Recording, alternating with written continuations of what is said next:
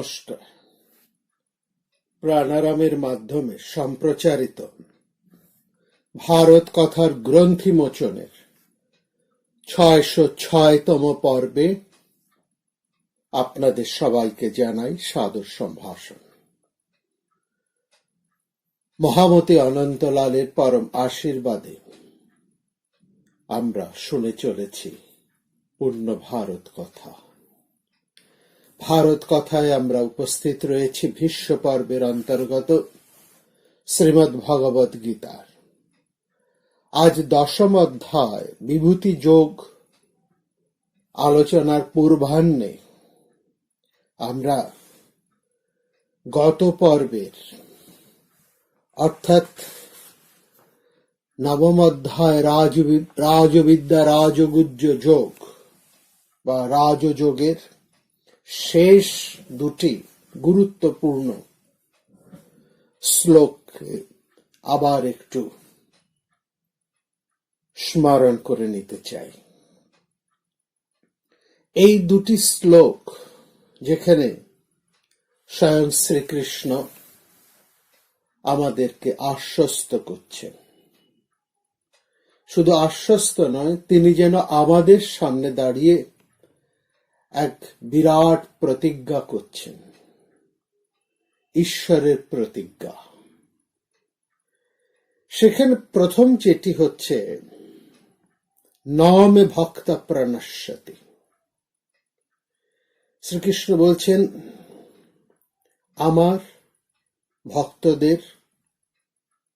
আমার ভক্তরা কখনোই বিনষ্ট হয় না, নষ্ট হয় না। প্রণশ্যতি, এই প্রণশ্যতি এসেছে প্রণশ ধাতু থেকে। প্রণশ ধাতুর অর্থ হচ্ছে অদর্শন, অদর্শন হওয়া। শ্রীকৃষ্ণ এখানে বলছেন, যে আমাকে সব জায়গায় দেখে আর সবকিছু আমাকে দেখে, তস্যাহং না প্রণশ্যামি সচ মে না প্রণশ্যতি। এই প্রণশ্যতি কথাটা সেখানেও বলেছে, অর্থাৎ যিনি আমার চোখের আড়াল হন না বা যিনি আমাকে চোখের আড়াল করেন না, এই সব জায়গায় দেখার অর্থ যেখানে ঈশ্বরের সাথে ভক্তের অদর্শন বা ছেদ ঘটে না। এই দর্শন বা অদর্শন যখন কথাটা ব্যবহার হচ্ছে প্রণশ থেকে প্রণশ্যতি, এইখানে প্রণশ মানে মুহূর্তের জন্য যিনি আমার দৃষ্টির বাইরে যান না।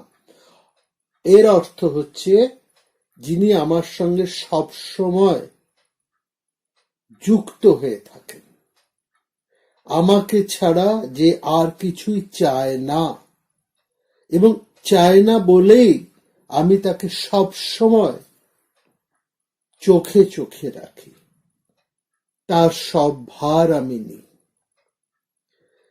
ভক্ত, ঈশ্বর যেমন অবিনাশী, ঈশ্বর সেই ব্রহ্মস্বরূপ যিনি অক্ষর অবিনাশী, তদ্রূপ ভক্ত অবিনাশী। এ কথাই এখানে কিন্তু বলছেন। এখানে ঈশ্বর ভক্তকে তার সমপর্যায়ে তুলে নিচ্ছেন। ভক্তি সম্বন্ধ তত্ত্বের উপর নির্ভর করে। দ্বৈত না হলে কে কাকে ভক্তি করবে? আর দ্বৈত স্বীকার করতেই বা বাধা কোথায়? সব যদি তিনি হন, তাহলে দ্বৈতও তার মধ্যে নিমজ্জিত বিগলিত হয়ে যায়। আমরা অদ্বৈত বলতে সাধারণত সংখ্যাদ্বৈত বুঝি। অদ্বৈত মানে দ্বৈত বাসিত। অদ্বৈত কিনা, দ্বৈত যেখানে নেই, তা সেখানেও কিন্তু দ্বৈতের সত্তা স্বীকৃত হচ্ছে, দ্বৈতকে অস্বীকার করা হচ্ছে না। শুধু এইটুকু বলা হচ্ছে, অনুভবের এই ভূমিতে আর দ্বৈতকে খুঁজে পাওয়া যাচ্ছে না। কিন্তু দ্বৈত তো তাতে অসৎ হয়ে যাচ্ছে না, তার সৎ, তার প্রতিষ্ঠা থাকছে।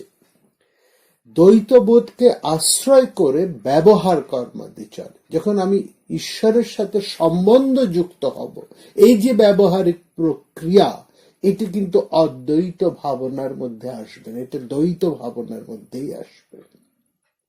এবং ব্যবহারের মধ্যে প্রমাদের অবকাশ আছে, সেই জন্যই দ্বৈতকে ছাপিয়ে অদ্বৈতের সাধনা। কিন্তু দিব্য ব্যবহার বা লীলাকে আমরা কি বলবো?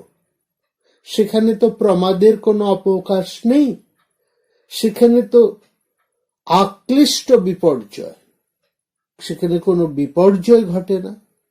তাহলে দুরকম অদ্বৈত বুদ্ধি হতে পারে। একটা হলো নেতিবাদের ফল, সিঁড়ি বেয়ে যখন ছাদে উঠছি আর প্রত্যেক সিঁড়িতে পা দিয়ে বলছি এ ছাদ নয় বলে আমরা সেই সিঁড়িটাকে বর্জন করছি। ছাদে গিয়ে দেখলাম, শ্রীরামকৃষ্ণ দেবের কথাতেই আমরা বলি, ছাদে গিয়ে দেখলাম ও তো ইট চুন সুরকি, তখন নামতে নামতে দেখছি সবই ইট চুন সুরকি। এই দেখাও অদ্বৈত, অদ্বৈত দেখা, এই দেখাটাও অদ্বৈত দেখা, কিনা ছাদে সিঁড়িতে বা সিঁড়িতে সিঁড়িতে এখানে কোনো ভেদ নেই। একটা হলো সব বাদ দিয়ে অদ্বৈত, আরেকটা হচ্ছে সব নিয়ে অদ্বৈত। একটার মহাবাক্য হলো নেতি নেতি, আরেকটার মহাবাক্য হলো সর্বং খলিদং ব্রহ্ম। দ্বৈতকে বা বহুত্বকে তখন নিরাকৃত করবার আর কোনো প্রয়োজন হয় না। ভক্ত ঈশ্বরেরই একটা ঢেউ, ভগবানেরই একটা কল্লোল, একটা স্ফুরণ, একটা প্রকাশ। ওতে অদ্বৈত ভঙ্গ হয় কিভাবে? সুতরাং ভক্তকে স্বীকার করা মানে ভগবানকে স্বীকার করা, আর ভগবানকে স্বীকার করলে ভক্তকে অস্বীকার করে কি করে? এইটি হচ্ছে একটা নবম অধ্যায়ের এক মূল তাৎপর্য। আরেকটি কথা, আরেকটি অঙ্গীকার সেখানে দেখছেন, যেখানে বলছেন একেবারে শেষ শ্লোকে, যেটা আমরা গত পর্বে শুনেছি, মন্মনা ভব মদ ভক্ত মদ জাজি মাঙ্গ নমস্কুর। এখানে শ্রীকৃষ্ণ বলছেন এমন করে নিজেকে আমার সাথে যুক্ত করে যদি মতপরায়ণ হও তাহলে আমাকে পাবে। কি করে যোগী হওয়া যায় তার সংকেত রয়েছে এই শ্লোকের প্রথম দিকে। আমাদের মধ্যে তিনটে বৃত্তি সাধারণ, যে কোনো মানুষের মধ্যে তিনটে প্রধান বৃত্তি কি? একটা মনন, একটা ভজন এবং তৃতীয়টি যজন। মনন, মন আমাদের আছে, মন মনন করে, আমাদের হৃদয়, হৃদয় ভজন করে, আর সংকল্প আমাদের যা তা যজন করে। ওই থেকে মন থেকে যখন মনন হচ্ছে সেটা হচ্ছে আমাদের জ্ঞানযোগ, হৃদয় দিয়ে যখন আমরা ভজন করছি তখন সেটা হচ্ছে ভক্তিযোগ, আর আমাদের যে সংকল্প যা যজন বা যজ্ঞ বা কর্ম সেটা হচ্ছে আমাদের কর্মযোগ। মানুষ মনন ধর্মী, সেই মন যদি অন্তর্মুখী হয় বা অন্তর্মুখ হয় তাহলে অন্তর্মুখী হয়ে নিরন্তর আত্মার বা পরমাত্মার মনন করে, তখনই মানুষ জ্ঞানী হয়। জ্ঞানের সাধনায় আনন্দ আছে। জ্ঞান মানে শুষ্ক জ্ঞান না, যে সাধনায়, যে জ্ঞানের সাধনা প্রকৃত জ্ঞানের সাধনা, যার সাথে বিজ্ঞান এসে মিশেছে, যে জ্ঞানকে আমরা পরীক্ষা করতে পারি, টেস্ট করতে পারি, এবং যে জ্ঞানকে আমরা অনুভব করতে পারি, সেই সাধনায় আনন্দ আছে।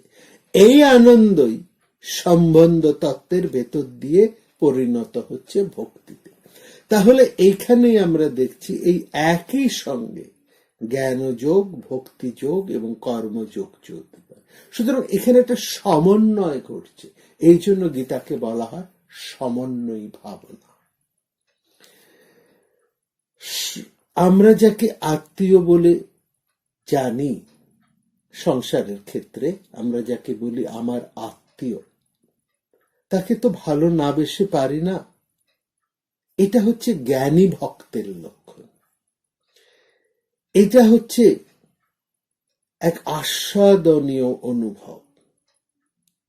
এই অনুভব কর্মে বা ব্যবহারের মধ্যে দিয়ে ব্যক্ত হয়, বাইরে ফুটে ওঠে।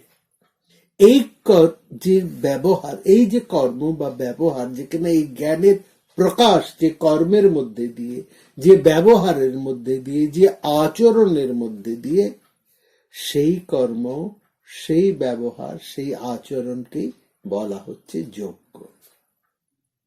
সমস্ত জীবনটাই সেই জন্য বলা হয় যজ্ঞ, কারণ সমগ্র জীবনই তো কর্মের পরম্পরা। আর এই কর্মকে তার মুখী করে দিতে হবে, ঈশ্বরমুখী করে দিলেই সেই যজ্ঞ কর্ম সার্থক হয়ে উঠছে।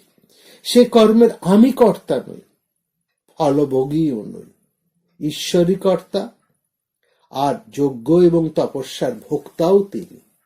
এই ভাবনা যখন ভেতরটা একেবারে শূন্য হয়ে যায়, এই ভাবনায় আমাদের ভেতর যখন একেবারে শূন্য হয়ে যায়, সেখানে আর কোনো অহমিকা থাকে না, তখনই সেই অন্তরে, সেই হৃদয়ে সেই বিরাট, সেই ভূমার, সেই ব্রহ্মের আবেশ ঘটে। আর তখন একমাত্র সেই অবস্থাতেই, সেই আবেশ অবস্থায়, সেই আবেশ বিভোরে একজন ভক্ত সে বলতে পারে, আমি একমাত্র তোমার। একমাত্র তখন গিয়ে সে প্রকৃতভাবে বলতে পারে, আমি তোমার। এইভাবে অনন্য ভাগ, অনন্য চিত্ত যোগযুক্ত হয়ে সর্বকর্মে তার মধ্যে নিজেকে লুটিয়ে দেওয়াই হলো প্রণিপাত বা নমস্কার। নমস্কার হচ্ছে প্রপত্তি, আত্মনিবেদনের এক বহিঃপ্রকাশ। নমস্কারের মধ্যে দিয়ে আমরা আত্মনিবেদন করি। পাহাড়ের গা থেকে বৃষ্টি জল যখন গড়িয়ে পড়ে, গড়িয়ে গড়িয়ে গড়িয়ে সে ঝরে ঝরে সেই ঝর্ণা সঞ্চিত হয় পাহাড়ের নিচের এক জলাশয় বা হ্রদে। ওই হ্রদের মতন তার প্রসাদকে, ঈশ্বরের সেই প্রসাদকে যদি আমরা সর্বক্ষণ অহরহ ধারণা করতে পারি, এবং এই ধারণা করতে পারাকেই বলা হয় অমৃত ভোজন বা যজ্ঞশিষ্ট। এই দৃষ্টিকোণ থেকে, এই স্তর থেকে, অনুভূতির এই স্তরের থেকেই আরম্ভ হচ্ছে দশম অধ্যায় বা বিভূতি যোগ। আসলে এই বিভূতি যোগ, এটি কিন্তু আমাদের একাদশ অধ্যায় বিশ্বরূপ দর্শন যোগের ভূমিকা। এখানে যে অনুভব ভাবময়, বিশ্বরূপ দর্শনে সেটা বাস্তব। ঈশ্বর বিশ্বাতীত, তিনি বিশ্বের অতীত, বিশ্বরূপ এবং চিদ ঘন বিগ্রহ তিনি।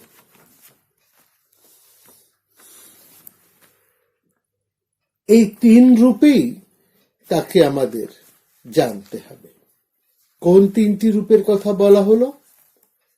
তিনি বিশ্ব অতীত বা বিশ্বাতীত, তিনি বিশ্বরূপ এবং তিনি চিদঘন বিগ্রহ। তিনটি ভাবই ওতপ্রোত। তার মধ্যে পরব্রহ্ম পরম ধাম বলে তিনি বিশ্বাতীত হয়ে আছেন, বিভু রূপে তিনি বিশ্বাত্মক হয়ে আছেন, এবং তখনই তার মধ্যে আমরা বিভূতির বিস্তার দেখতে পাই। আর শাশ্বত দিব্য রূপে তিনি চিদঘন বিগ্রহ। এইখানে তার সেই বিভু রূপটি, যে বিশ্বাত্মক যে রূপটি, সেইটি নিয়ে এখানে আলোচনা হবে এই অধ্যায়ে। মূল কথা হচ্ছে, এই অধ্যায়ে যে আমরা লক্ষ্য করব, দেখব যেটা, সেটি হচ্ছে সেই ঈশ্বর, তিনি এক, সেই একই বহু হচ্ছেন। ব্রহ্মই জগৎ হয়েছেন, ব্রহ্ম এক, তিনি নির্গুণ নিরুপাধি এবং তিনি অরূপ। তিনি যখন সগুণ হচ্ছেন, নির্গুণ থেকে তিনি যখন সগুণ হচ্ছেন, অরূপ থেকে তিনি যখন রূপময় হচ্ছেন, নিষ্ক্রিয় থেকে তিনি যখন সক্রিয় হচ্ছেন, সশক্তিক হচ্ছেন যখন, তখনই তিনি এই জগতের মধ্যে নিজেকে প্রকাশ করছেন। এই প্রকাশ তারই প্রকাশ। এখানে তিনি একই সেই ব্রহ্ম, নিরুপাধিক ব্রহ্ম, তিনি এখানে রূপময় হয়ে উঠেছেন। তিনি যেন আত্মমায়ায় রূপে রূপে প্রতিরূপ হয়েছেন। তার বহুরূপ বা তার বিশ্বরূপ যেমন তার আত্মশক্তির বিচ্ছরণ, সেরকম তার স্বরূপের আবরণও বটে। আমরা সাধারণত বিশ্বের বিচিত্র রূপ দেখছি, কিন্তু এটা যে তারই রূপ সেটা আমরা কিন্তু বুঝি না। এবং সেটা বুঝতে হলে, জানতে হলে, রূপের পেছনে গিয়ে রূপকে অতিক্রম করে সেই অরূপকে উপলব্ধি করতে হয়।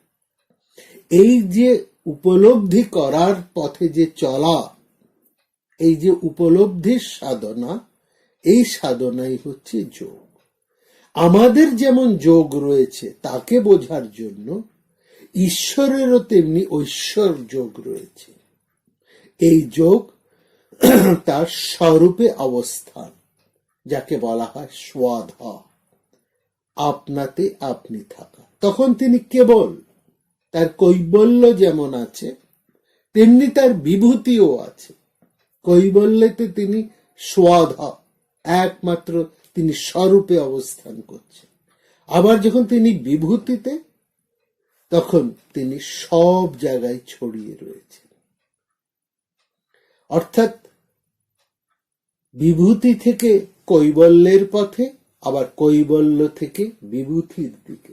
এই হচ্ছে আরোহ এবং অবরোহ যোগের এই দুটি ধারা।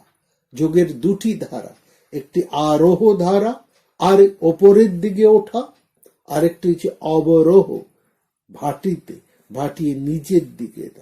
উজানের চলা হচ্ছে আরোহ ধারা, আর ভাটার ধারায় নিচের চলে আসাটা হচ্ছে অবরোহ ধারা। এই দুটি ধারায় তাকে জানতে পারলেই একমাত্র যোগী কোনো অবস্থাতেই সংশয়গ্রস্ত হন না, তিনি যোগভ্রষ্ট হন না।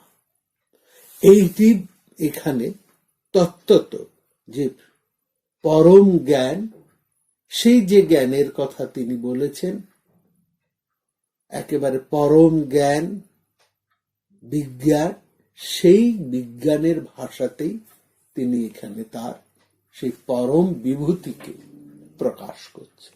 এতক্ষণ তিনি বলে এসেছেন যে আমি এক, এবার তিনি বহু হচ্ছেন। আগে তাকে আমরা দেখেছি অরূপে, এবার তাকে আমরা দেখব বহু রূপে। এখানে 10ম অধ্যায়ে বিভূতি শব্দটা ব্যবহার করা হয়েছে। বিভূতি অর্থাৎ ঈশ্বরের সেই প্রকাশ শক্তি। তিনি বহুরূপী হচ্ছে, এক রূপ, তিনি অরূপ থেকে বহু রূপে আসছে, ব্যক্ত হচ্ছে, অব্যক্ত, অপ্রকাশিত। তার দুটি রূপের কথা আমরা গত পর্বে শুনেছি, ব্যক্ত এবং অব্যক্ত, প্রকাশিত এবং অপ্রকাশিত। অব্যক্ত থেকে তিনি আবার প্রকাশিত হচ্ছেন, ব্যক্ত হচ্ছেন।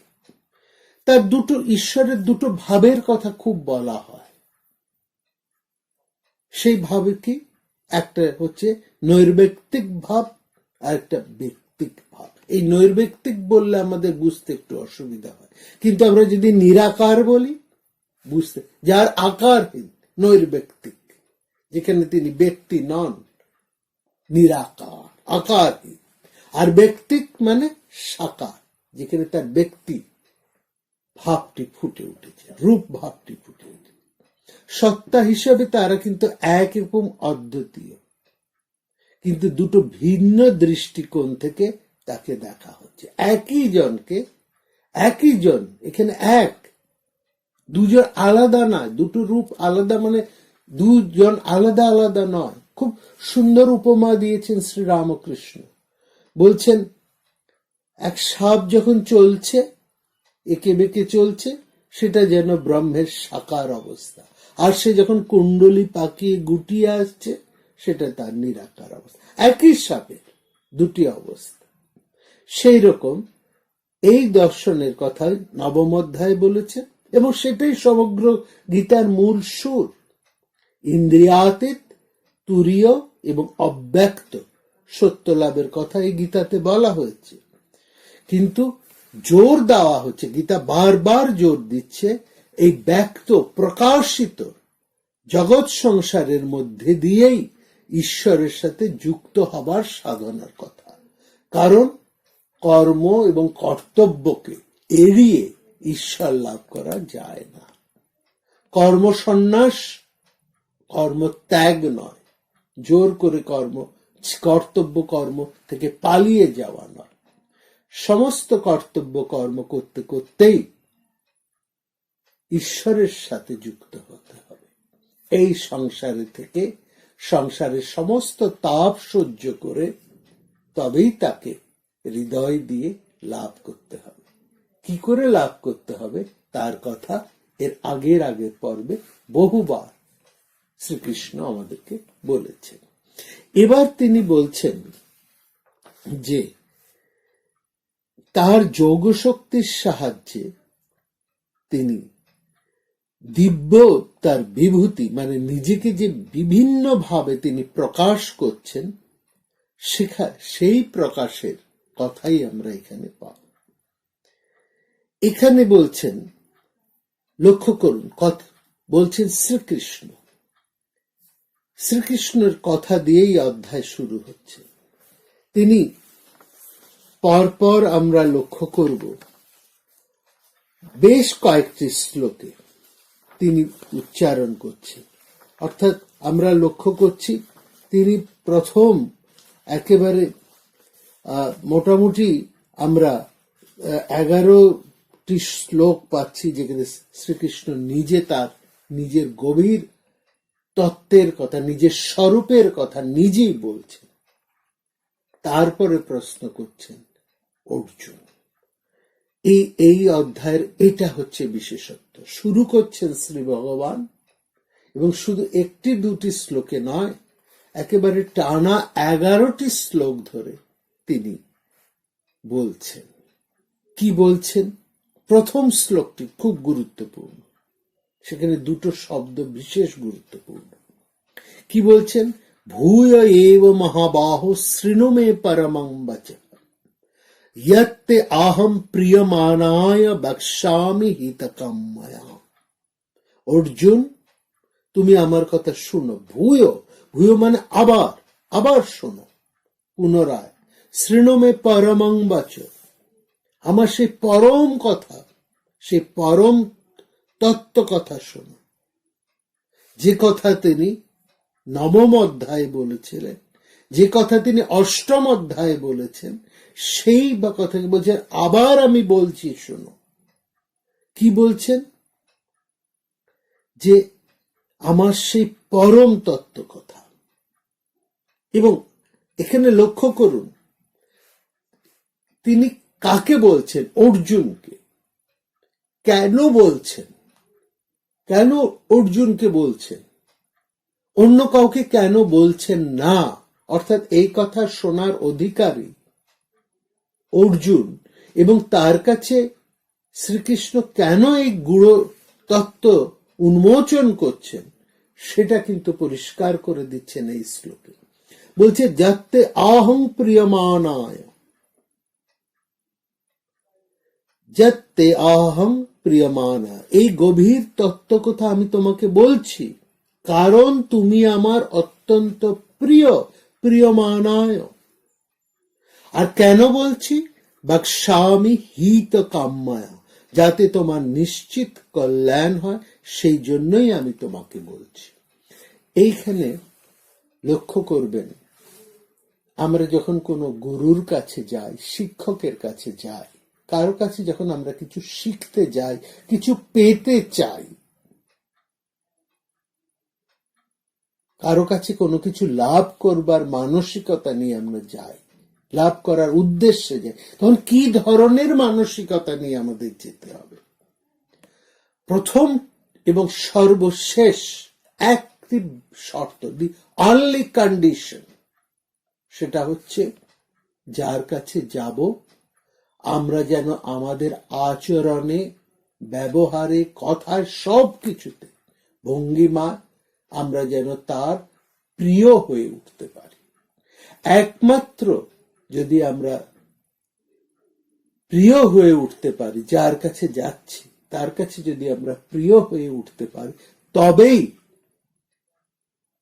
তার অন্তঃকরণ থেকে যে আশিস সুধা ঝরে ঝরে পড়বে, যা আমরা লাভ করব, তাহলে সেটি আমাদের পক্ষে কল্যাণকর। অর্থাৎ তখনই আমরা কল্যাণাশিস লাভ করতে পারব যদি আমরা তার প্রিয় হয়ে উঠতে পারি। এটাই হচ্ছে একজন শিষ্যের কাছে পরম শিক্ষণীয়। অর্থাৎ একজন শিষ্য গুরুর কাছে কোন মনোভাব নিয়ে যাবেন এবং সে কি ধরনের আচরণ করবেন এবং কি হয়ে উঠবেন, এই কথাটা এখানে খুব পরিষ্কার করে বলেছে। প্রিয়মানায়, অর্থাৎ যার কাছে আমি কিছু পেতে চাইছি, কিছু লাভ করতে চাইছি, তার কাছে আমাকে প্রিয় হয়ে উঠতে হবে। এইটাই হচ্ছে একমাত্র কন্ডিশন। এই প্রিয় হয়ে না উঠলে গুরু কিছুতেই শিষ্যকে তার অন্তঃকরণ উন্মোচন করে সর্বস্ব দান করবেন না। ওখানে দেওয়া হবে না, যথার্থ দান হবে না। যদি আমি নিশ্চিত কল্যাণকর কিছু লাভ করতে চাই, তবে আমাকে যার কাছ থেকে আমি পেতে চাইছি তার প্রিয় হয়ে উঠতে হবে। এটি হচ্ছে মূল বক্তব্য। তারপরে বলছেন এই কোন ধরনের কথা বলছেন, এই যে কথা শ্রীকৃষ্ণ বলতে যাচ্ছেন, যে গভীর তত্ত্ব কথা, সেই তত্ত্ব কথা গুরুত্ব কতখানি সেটা তিনি বুঝিয়ে দিচ্ছেন দ্বিতীয় অধ্যায়। বলছেন দেবতারা কিংবা মহর্ষিরা কেউ আমার উৎপত্তির কথা জানে না, কারণ আমি সবার উৎসস্বরূপ। যিনি উৎস, তার কথা আমরা কিন্তু সবাই জানতে পারি না, কারণ তিনি সবারকেই দেখেছেন, তার থেকে সবার উৎপত্তি। কিন্তু যিনি পরম, যিনি আদি, তাকে সবাই জানতে পারেন না, যদি না তিনি নিজেকে চিনিয়ে দেন। এখানে এই কথাই বলছে। এইটা ঋগ্বেদের নাসদীয় সূক্তের মধ্যেও এই কথা অপূর্বভাবে বলা হয়েছে। বলছেন সমস্ত দেবতারা পরবর্তীকালে আবির্ভূত হয়েছে, সুতরাং তারা কি করে সেই আদি কারণকে জানতে পারবেন? তিনি সবকিছুর ঊর্ধ্বে। সেই জন্য শ্রীকৃষ্ণ বলছেন সেই নাসদীয় সূক্তে ভাবনাকেই তিনি এখানে পরিস্ফুট করছেন। বলছে দেবতারা মহর্ষিরা কেউ আমার উৎপত্তির কথা জানে না, এমনকি প্রাচীন যে দেবতারা ঋষিরা, তারা কেউ আমার উৎপত্তির কথা জানে না। যে ভক্তকে জানেন, কারা জানতে পারেন তার প্রকৃত স্বরূপ, সেই আদি রূপকে, যিনি সবকিছুর ঊর্ধ্বে, সেই পরম কারণকে কে জানতে পারেন? জানতে পারে সেই ভক্ত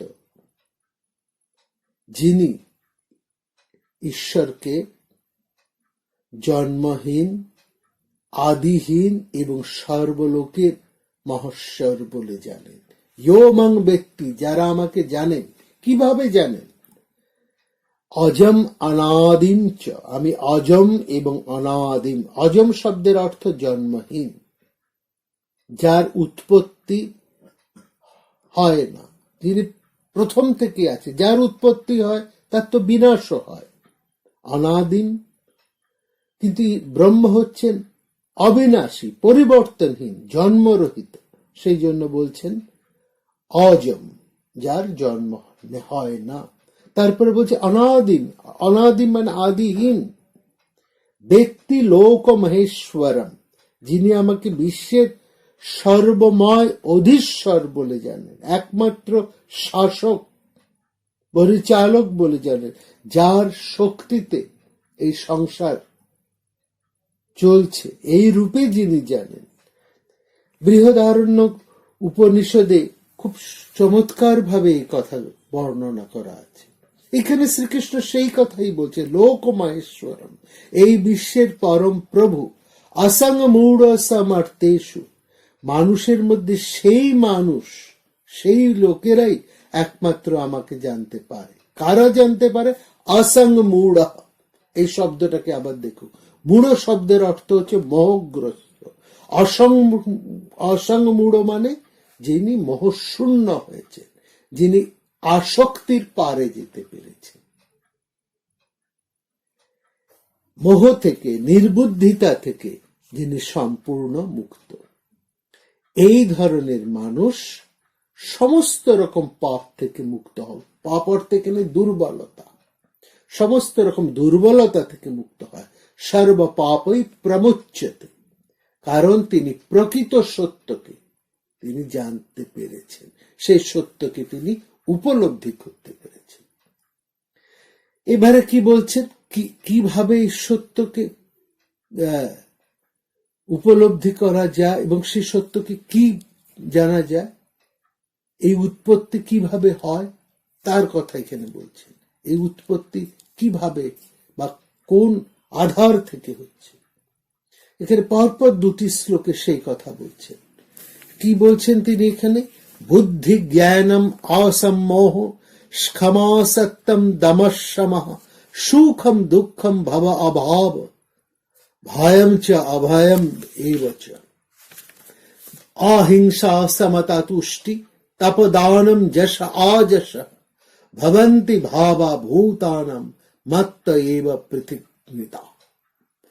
বলছেন বুদ্ধি, জ্ঞান, মোহশূন্যতা, ক্ষমা, সত্য, সংযম, প্রশান্তি, সুখ, দুঃখ, জন্ম, মৃত্যু, ভয় এবং অভয়, অহিংসা, সমতা, তুষ্টি, তপস্যা, পরহিত ব্রত, যশ এবং অপযশ, এই সমস্ত গুণ থেকে ঈশ্বরের উৎপত্তি। অর্থাৎ ভালো মন্দ সবকিছুই উৎপত্তি হচ্ছে, সমস্ত কিছুরই উৎপত্তি হচ্ছে সেই পরম কারণ থেকে, সেই ব্রহ্ম থেকে। যা কিছু ভালো এসেছে সব ঈশ্বরের থেকে এসেছে, এবং যা কিছু মন্দ এসেছে সব তার থেকেই এসেছে। তিনি ভালো মন্দ সবকিছুর উৎস সেই অসীম ব্রহ্ম। বুদ্ধি, জ্ঞান, অসংমূঢ়তা, ক্ষমা, সত্য, সংযম অর্থাৎ দম, হৃদয়ে প্রশান্তি মানে সম, সুখ, দুঃখ, জন্ম অর্থাৎ ভব, অভাব মানে মৃত্যু, ভয়, অভয়, অহিংসা, সমতা, তুষ্টি, তপস্যা, দান, যশ এবং অপযশ, সমস্ত কিছু জীবের এই সমস্ত বিভিন্ন গুণগুলো সেই পরম থেকেই উৎপন্ন হয়। যে কেবল ভালো গুণগুলো নয়, মন্দ গুণই, সব ভালো মন্দ দুটোই এক উৎস থেকে নিঃসৃত। এইটা হচ্ছে বোঝার, এর আলাদা আলাদা কিছু না। খুব সুন্দর উদাহরণ এই জায়গাটা বোঝার কথা, খুব চমৎকার ভাবে আমাদেরকে এটি বোঝাতেন শ্রীমৎ গোবিন্দ গোপাল মুখোপাধ্যায়। তিনি খুব ভালো করে বলতেন, বলছে দেখো, লক্ষ্য করো, এই যে তুমি নিঃশ্বাস নিচ্ছ, কি নিচ্ছ? অক্সিজেন। আর ছাড়ছ কি? Carbon die oxide. অর্থাৎ তোমার শরীরে যেটা খারাপ সেটা তুমি ছেড়ে দিচ্ছ, সেটা তোমার পক্ষে ক্ষতিকর, সেই জন্য তুমি কার্বন ডাই অক্সাইডটা ছেড়ে দিচ্ছ। কিন্তু সেই কার্বন ডাই অক্সাইডটা লক্ষ্য করো আরেকটা প্রাণের জন্য খুবই তা উপকারী, যেমন তোমার অক্সিজেন, অর্থাৎ গাছপালা। সেই গাছপালার ক্ষেত্রে ওই গ্যাস পরম পরম উপকারী বস্তু। ঠিক যেমন ওই বিষ, সাপের বিষ, সে বিষ সাপের কোনো ক্ষতি করে না, সাপের মধ্যে রয়েছে। সে কিন্তু সাপের থেকে সেই বিষ যখন সাপ অন্যকে দংশন করছে, সে তার সাথে সেই বিষ যখন যাকে দংশন করছে তার রক্তের মধ্যে মিশে যাচ্ছে, তখন সেটা তার ক্ষেত্রে ভয়ঙ্কর ক্ষতিতর। আবার শুধু এটা ধরলেই হবে না, সেই বিষ আবার অনেক ক্ষেত্রে মানুষের মহৌষধেরও কাজ করে। সুতরাং কতটুকু নেব, কেমন ভাবে নেব, তার উপরে নির্ভর করছে। একেবারে কাউকে ভালো বা কাউকে মন্দ এইভাবে কিন্তু দেগে দেওয়া যায় না। ভালো এবং মন্দ সবটাই আপেক্ষিক, সবটাই আপেক্ষিক। আত্যন্তিক সত্য একটাই, সেটা হচ্ছে ঈশ্বর নিজে। ঈশ্বর যখন জগৎ রূপে প্রকট হন, তখন এই ভালো মন্দ দুই সৃষ্ট হন। এক ঈশ্বর বিভিন্ন রূপ গ্রহণ করছে। রামকৃষ্ণদেব খুব চমৎকারে বলতেন, জ্ঞানী ঈশ্বর, ভক্ত ঈশ্বর, আবার লুচ্চা ঈশ্বর, গুণ দুষ্ট ঈশ্বর। ঈশ্বর সব রকমের মধ্যে। অর্থাৎ যে ঈশ্বর অগ্নিরূপে জগৎকে তাপ দান করছেন, সেই ঈশ্বরই আবার অগ্নিরূপে দহন করছেন। সুতরাং সবকিছুরই একটা নিজস্ব মর্যাদা মূল্য আছে। তাতে সবকিছুর উৎপত্তি হচ্ছে সেই পরমেশ্বর থেকে। বিভিন্ন রূপে পৃথগ্না, বিভিন্ন রূপে তিনি প্রকাশ পাচ্ছেন। তাহলে এক অনন্ত থেকেই সেই ঈশ্বর সেভাবে উপস্থিত হচ্ছে। এরপরে তিনি বলছেন, যিনি আমার এই বহুত্বের অভিব্যক্তি এবং এই যোগ শক্তিকে যথার্থভাবে উপলব্ধি করতে পারেন, তিনি অবিচলিতভাবে যোগে প্রতিষ্ঠিত থাকেন, তাতে কোনো সন্দেহ নেই। অর্থাৎ যিনি এই সত্য জানেন, কোন সত্য না, তার থেকেই সবকিছুর উৎপত্তি, তার থেকেই সবকিছুরই উৎপত্তি। এই সত্য যিনি জানেন, তিনি অবিকম্প যোগে প্রতিষ্ঠিত হন। আবার দেখুন, সেই অচ্যুত যোগ মানে যোগ ও যুক্তকে এখানে আরেকটি অপূর্ব শব্দে প্রকাশ করছেন, সেটা হচ্ছে অবিকম্প যোগ। মানে বিকম্প মানে বিচলিত, আর অবিকম্প মানে অবিচলিত, সম্পূর্ণরূপে স্থির। মন স্থির, বুদ্ধি স্থির, জীবন স্থির। সুতরাং আমাদের লক্ষ্য হচ্ছে স্থির হওয়া, বলবান শক্তিবান হতে হবে। কিন্তু কিভাবে? অবিচলিত যোগে প্রতিষ্ঠিত হয়ে। কিভাবে তারা এই যোগে প্রতিষ্ঠিত হন? এতাং বিভূতিং যোগং চ মম ইয়ো বেত্তি তত্তত। যারা আমার বিভূতি এবং যোগকে, অর্থাৎ আমার এই প্রকাশকে এবং আমার অভিব্যক্তিকে, এই বিভূতি মানে প্রকাশ শক্তি, আর যোগ মানে সেই শক্তি যা সেই প্রকাশকে সম্ভাবিত করে। ইয়ো ব্যক্তি, যারা একে যথার্থ রূপে তত্ত্বত জানেন, তিনি অবিকম্পেন যোগেন, এই অবিচলিত যোগের মাধ্যমে, বিচলিত নয় অবিচলিত একাগ্র যোগের মধ্য দিয়ে অনন্য ভাব যুজ্যতে নাত্র সংশয়, তার কোনো সংশয় নেই এবং এই ব্যাপারে কোনো সংশয় নেই যে তিনি সেই পরম যোগে, অবিচলিত যোগে, অবিকম্প যোগ যুক্ত হয়ে থাকে। স্থির মন, অস্থির নয়, স্থির মন। একজন মানুষ স্থির ভাবে থাকলে তবেই তাকে পরম ভাবে লাভ করতে পারে, নাত্র সংশয়, এতে সন্দেহের কোনো অবকাশ নেই। এর জন্য একটা সাধনা, প্রতিদিনের সাধনা প্রয়োজন। এই সাধনাই হচ্ছে জীবন সংগ্রাম। এই সাধনার মধ্যে দিয়েই আমরা আমাদের জীবনে পরিপূর্ণতা আনতে পারি। অর্থাৎ সে সাধনা কিসের সাধনা? শান্ত হবার সাধনা, স্থির হবার সাধনা।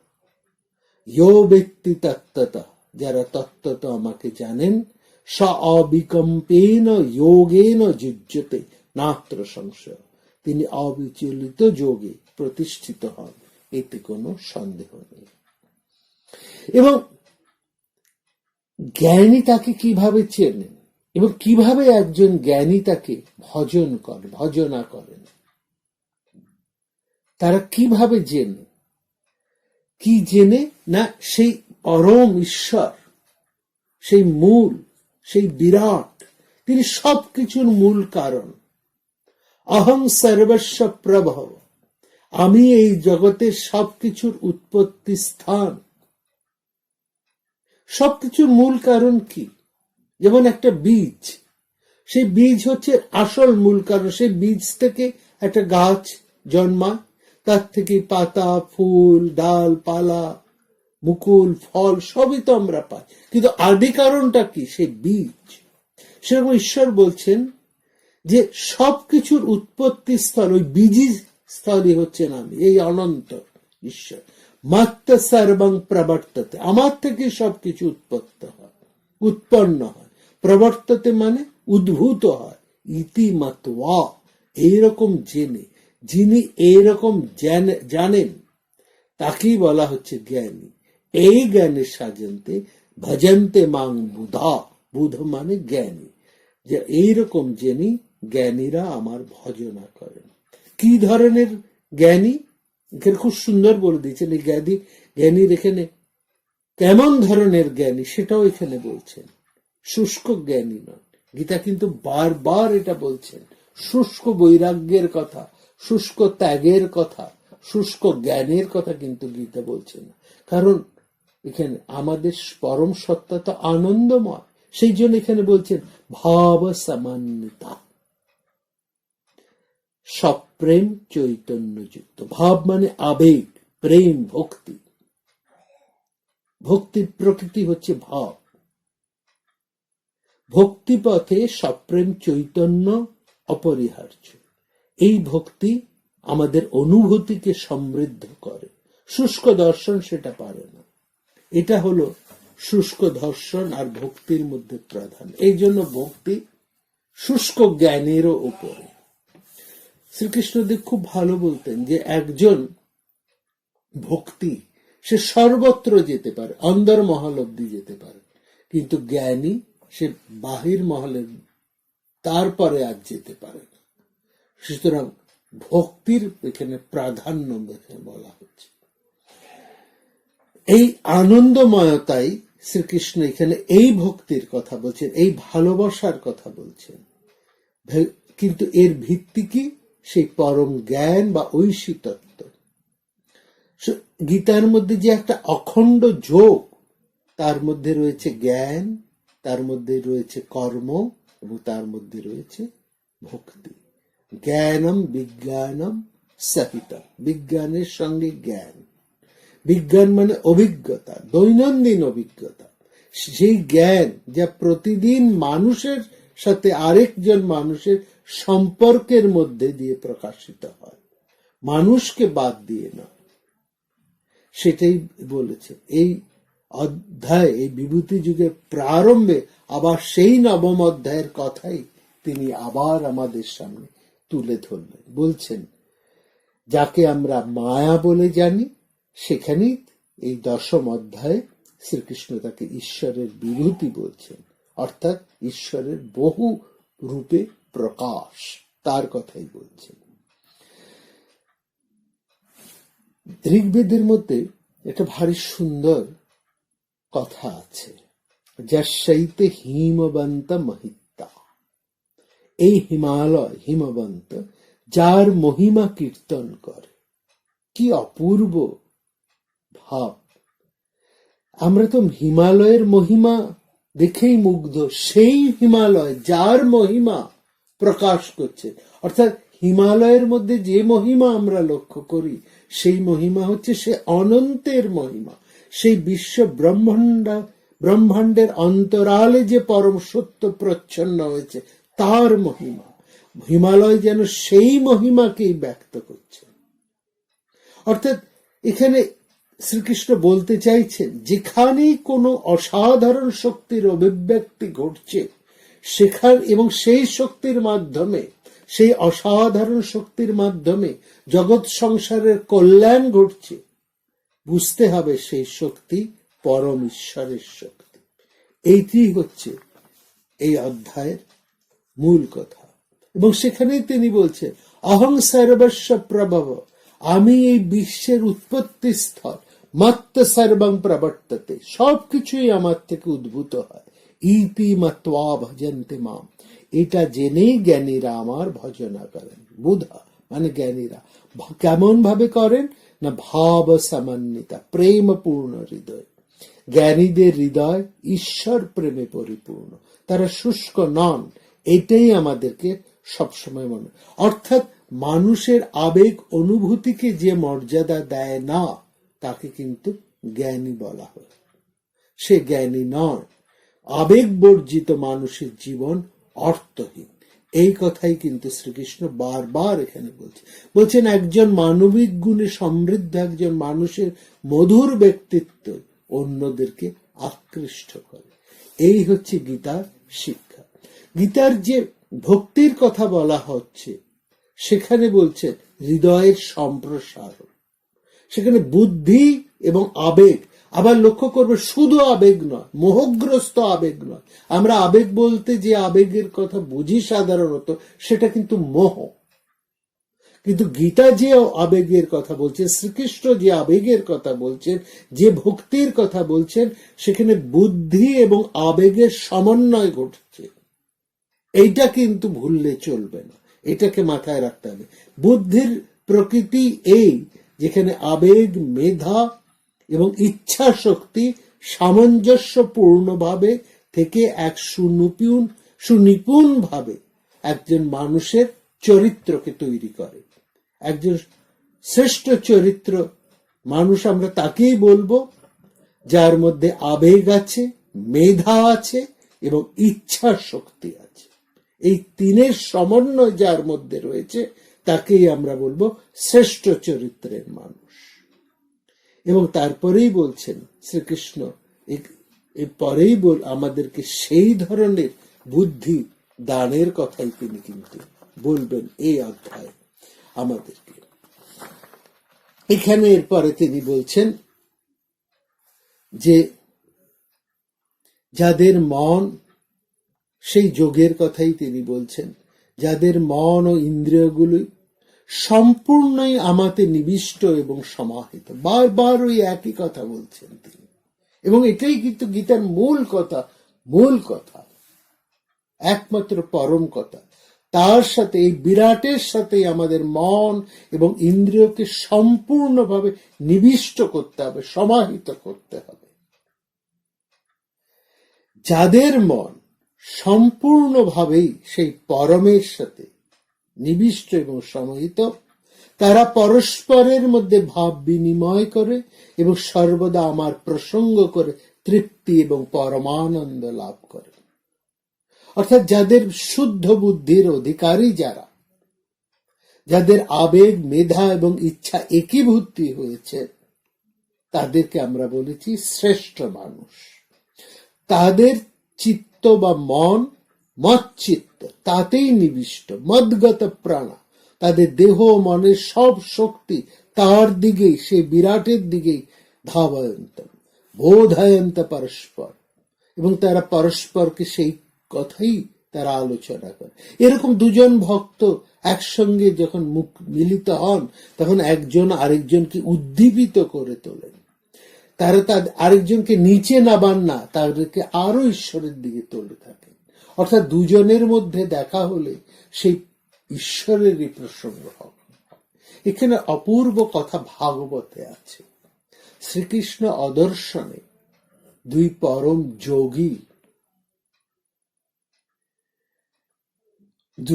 অর্থাৎ তার দুই প্রিয় সখী, তারা কিন্তু যোগী। যে গোপীরা, ভাগবতে আমরা যারা গোপীদের কথা পাই, এরা কিন্তু একেবারে অনন্য চিত্ত যোগী, গোপী হৃদয়। যোগীদেরকে বলা হয় গোপী হৃদয়। এখানে যে বারবার যে কথা বলছি, সবাই কিন্তু গোপীর লক্ষণ। গোপীরা শুষ্ক নন, তারা প্রেম ভালোবাসায় মগ্ন, এবং তাদের সমস্ত কিছু তারা দিয়ে কিন্তু ওই মচ্চিত্ত পরায়ণ, তারা সবকিছু দিয়েই ঈশ্বরের সন্নিবিষ্ট, একমাত্র তাতেই মগ্ন। এই গোপী চরিত্র হচ্ছে যোগী চরিত্রের শ্রেষ্ঠতম উদাহরণ। সেই জন্য বলা হয় যেখানে গীতার শেষ, সেখান থেকে ভাগবতের শুরু। এই যোগীদের পরম আদর্শ হচ্ছে গোপীরা। এই দুই গোপী শ্রীকৃষ্ণ আদর্শনে বিরহ হয়ে তারা যখন পরস্পর মিলিত হলেন, তখন তারা দুজনে দুজনের শোক ভোলাচ্ছেন। বলছে, তুমি কেন কাঁদছো? এই তো কৃষ্ণ রয়েছেন আমাদের মধ্যে। আর বলে তিনি আবার কাঁদছেন, আবার তাকে আরেকজন ভোলাচ্ছেন, তুমি কাঁদছো কেন? কৃষ্ণ তো আমাদেরকে ছেড়ে যেতে পারেন না, আমাদের মন প্রাণ আত্মা তো আমরা তাকেই দিয়ে রেখেছি। তাহলে আমরা যদি জীবিত থাকি, তাহলে তো তিনি আমার মধ্যেই রয়েছেন, আমাদের মধ্যেই রয়েছে। এইভাবেই কি অপূর্ব ভাবে ওই ভাগবতে ওখানে শ্লোকের পর শ্লোকে এই 200 যোগী গোপী পরস্পর নিজেদেরকে তুলে ধরছে, উদ্দীপিত করে দিচ্ছে, এবং ক্রমান্বয়ে এই ধরনের কৃষ্ণ কথা আলোচনা করতে করতে তারা একেবারে ধ্যানস্থ হয়ে পড়লেন, একেবারে তাতে তন্ময় হয়ে পড়লেন, একেবারে যুক্ত। তাদের আর তখন কোনো দেহবোধ রইল না। এই কথাই তারা বলছে এখানে, সেই অবস্থার কথাই এখানে তারা বলছেন। কথায়ন্তশ্চ মাং নিত্যং তুষ্যন্তি চ রমন্তি চ। তুষ্যন, তারা তৃপ্ত হন, এবং সঙ্গে সঙ্গে তারা আনন্দ পান। নিরবচ্ছিন্ন তৃপ্তি, নিরবচ্ছিন্ন আনন্দে তাদের জীবন ভরে ওঠে। তুষ্যন্তি চ রমন্তি চ। কিরকম একটা ভাব, এক অপূর্ব আনন্দের মধ্যে রয়েছে। কি একটা অপূর্ব, এখানে খুব সুন্দর একটা ছবি এখানে বলছে সেই পরম ব্রহ্ম নিত্যোৎসব ভবত তেষাং নিত্যং শ্রী নিত্য মঙ্গলম যেষাং হৃদস্থ ভগবান মঙ্গলায়তন হরি। হরি হচ্ছেন সেই পরম ব্রহ্ম, যিনি সমস্ত জীবের হৃদয়ে নিত্য বিরাজমান, কিন্তু অনভিব্যক্ত, যিনি অব্যক্ত। সেই হরিকে শ্রীকৃষ্ণ নারায়ণ যে নামেই তুমি ডাকো না কেন, সব এক, সব নাম সেই পরমের সাথে গিয়েই মিশেছে। আবার তিনি বহু নামে এই জগতে প্রকাশিত হয়েছে, এই সব কিছুর মধ্যে তিনি প্রবিষ্ট হয়ে আছেন। সেই হরিকে যদি কেউ নিজের ভেতর থেকে প্রকাশ করতে পারে, তাহলে কি হবে? বলছেন হরি হচ্ছে মঙ্গলম, সকল শুভ এবং মঙ্গলের আধার। সেই হরি যদি এক হৃদয়ে অভিব্যক্ত হন, তাহলে জীবনটা কেমন হবে? নিত্যোৎসবং ভবতেষাং, তার জীবন নিত্য উৎসবে পরিণত হবে। নিত্যোৎসব ভবতেষাং নিত্যং শ্রী নিত্য মঙ্গলম। যা কিছু কল্যাণপ্রদ সবসময় তার জীবনের মধ্যে প্রকটিত হবে। কখন হবে? কখন জীবন একটা নিত্য আনন্দ উৎসবে, এক কল্যাণময় আনন্দ উৎসবে, আনন্দে ভরে উঠবে? কখন? যেষাং হৃদস্থ ভগবান মঙ্গলায়তন হরি, যাদের হৃদয়ে মঙ্গলায়তন, সেই মঙ্গলের আধার সেই হরি প্রকাশিত হয়েছে, তখনই জীবনের প্রতিটি মুহূর্ত আনন্দময় হয়ে ওঠে। সেই সচিত এবং সেই আনন্দ স্বরূপ তিনি। এইখানে বলছেন যে এই ঈশ্বর আমাদের মধ্যে এই আনন্দ রূপে রয়েছে, সেই আনন্দ রূপকে প্রকাশ করতে হবে। এই আনন্দ রূপেই তাকে অনুভব করতে হবে, এবং সেই আনন্দময় পরম সত্তাকে যদি আমরা আমাদের সমস্ত হৃদয় দিয়ে উপলব্ধি করতে পারি, তাহলে আমরা প্রত্যেকেই শাশ্বত কল্যাণ, এক নিত্য উৎসবে, এক নিত্য আনন্দের মহোৎসবে নিমগ্ন হয়ে থাকব, তাতেই ধ্যানময় হয়ে থাকব, সেই গোপীদের মতো। বিরহে অথবা প্রাপ্তিতে, প্রাপ্তিতে অথবা বিরহে, সব সময় তার কথায়, তার ধ্যানে, তার ভাবনায় একেবারে নিমগ্ন হয়ে থাকা। এবং এই নিমগ্ন হয়ে থাকাটা কেমন না, আনন্দময় এক সত্তা, যে আনন্দে শেষ নেই। আগামী পর্বে আবার আমরা এখান থেকেই শুরু করব সুমঙ্গলী ভারত কথা। সবাই খুব ভালো থাকবেন, আনন্দে থাকবেন, আর কখনোই নির্ভারত হয়ে থাকবেন না। নমস্কার। প্রাণারাম প্রাণারাম প্রাণারাম প্রাণারাম প্রাণারাম প্রাণারাম, কি যেন লুকানো নামে তাই মিষ্ট এত তব নাম। প্রাণারাম প্রাণারাম।